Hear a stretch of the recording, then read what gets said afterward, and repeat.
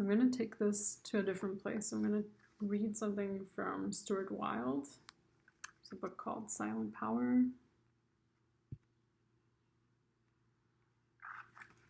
And I just randomly opened at a page. The mind functions in this way. If this relationship falls apart, I'll fall apart. My job might go, and with it my lifestyle, and following that my body may change from alive to not alive. At a deep subconscious level, an argument with the boyfriend becomes a threat, a life and death struggle, not just a discussion about the dispute in question. That's why people can get so upset about things that seem trivial. There's an energy war going on, each seeking to preserve their etheric life force, while consciously or subconsciously they're in a titanic struggle with the demons of insecurity.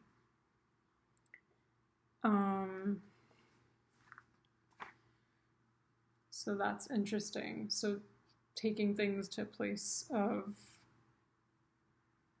wanting to persevere, kind of wanting to survive.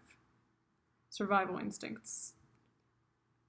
Starting off with the Knight of Coins. This is a slow-moving energy. It's also very strategic, I would say, because of its slowness. It's kind of wanting to do things in a cautious way, not wanting to jump into something too fast. Just with that comes the Death card. So there is that energy. Death card isn't usually interpreted as literal. It's transformation. I've had readings where I've seen the Death card and seen it in a literal way, but generally speaking, it's a transformative energy. And in those readings I did, they were past tense, so it was a person who had already passed on. This is a general read. This is just talking about something that you're wanting to transform, or maybe there is a fear surrounding death, or a fear surrounding the fragility of things, wanting to hold on to things, wanting to be cautious around things. I think this is an interesting energy because with the Knight of Coins being so slow moving and the Death card being so massively transformative. So this is the card of Pluto, it's the card of Scorpio, it's the 8th house, it's karmic energy.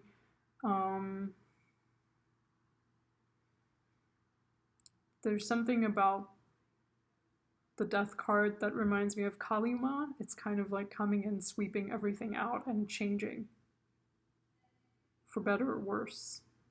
It's about change. And to kind of support these messages, we get the Temperance card, Jupiter, Sag. Temperance is about alchemy. It's about transforming, but in a different way than Scorpio. Scorpio, like I said, it just kind of takes everything and bulldozes through it and destroys whatever was there. Temperance is more of a healing energy. It's knowing how to mix kind of your emotions in a way that helps you heal, in a way that tempers the situation and gives you balance. The 10 of Wands, these cards have like words associated with them, so it says oppression at the bottom, but the 10 of Wands is basically just a really heavy, burdensome energy you've been carrying for a really long time, and it's finally at its end. It's ending in a dramatic way with the Death card, but I wonder if, given what I read initially from the book, whether this is more of an insecurity. Meaning things feel so dramatic, they feel so intense. You're taking it to a life and death situation, even though it might be kind of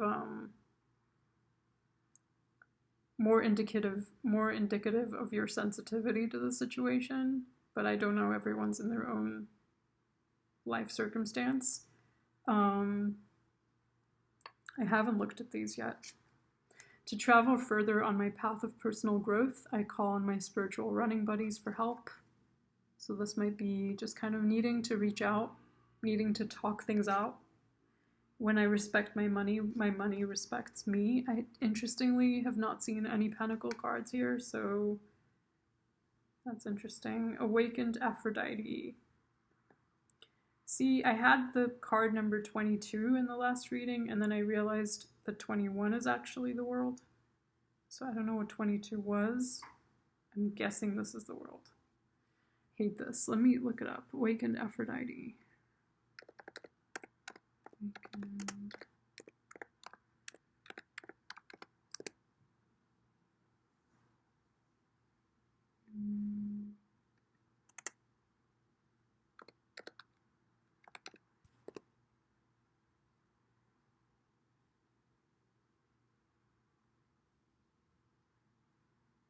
I'm not finding it. I might have to stop using these cards until I know what they actually are. Okay. Oh well. Moving on. Awakened Aphrodite. We'll just treat it as the world card. It's something that's ending, something that's coming to completion. It's also an understanding that something needs to end. We have the Ten of Wands, so it's kind of like you can't really keep going after the Ten of Wands. It's final. And with the Death card, it's a very kind of forceful energy. And I don't see the Death card as a negative card. I never like freak out when I see it. It's just kind of, it's Scorpio, it's Pluto, it's coming in for change. If you're afraid of change, you're going to resist it. You'll create more suffering.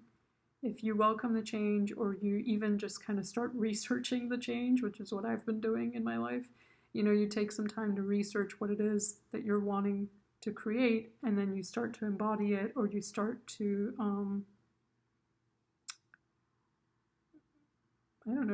create the change in small steps. So contact the places that you need to contact, do the things that you need to do, and then move forward. It doesn't have to be a dramatic, scary thing, but it generally means everything's changing now, whether you like it or not. All right. Being pushed and pulled by others' expectations, swinging wildly at their whim. Who are you? How are you supposed to behave? Who is allowed to make these decisions? Great strength comes from opening up to self. For within us all, there is nothing except the space to be. And this is growth number 32. 32 is 5, which is change. So maybe this change is coming about because you're deciding to change because you've been pushed and pulled for too long and kind of forgotten who you are, or possibly regardless of what you do, the change will happen and you'll have to kind of know how to adjust. Regardless of what we're talking about, underneath the deck, we have the Six of Wands. So there's victory. There's a sense of, if you're able to pass through this wall or through this barrier or through this impasse, then you can start to see reward for your effort. And it might come in slow, with it being the Knight of Coins. The healing process takes time. And especially if you've come through this kind of death and Ten of Wands, it's going to feel like a burdensome energy. It's going to feel possibly traumatic or just really intense. But because Temperance is here, I'm inclined to say that it's for your benefit, especially with the Six of Wands underneath. It feels like any obstacle that's in your way, you're going to overcome it. You're going to come out the victor. And I don't know if there's anything else to say. Yep, that's it.